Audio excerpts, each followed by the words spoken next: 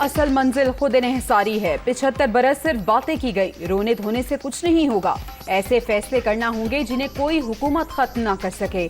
IMF से $2 अरब मिलने के बाद मईशत को सहारा मिलेगा। वजीर आजम का टर्न अराउंड पाकिस्तान कॉन्फ्रेंस से खिताब। सुर्ख फीते का कल्चर खत्म करने के लिए तजावीज मांगी।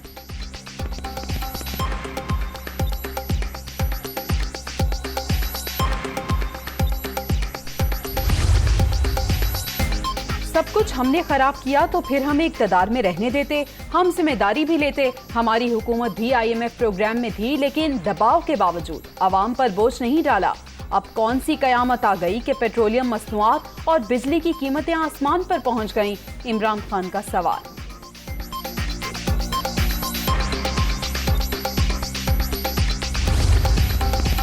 और कराची में गैर एलानिया लोड शेडिंग से जिंदगी अजीरन, सूरत हाल से तंग शहरी सड़कों पर आ गए। मलीर सऊदाबाद में एहतजाज, मुजाहिरीन की शदीद नारेबाजी।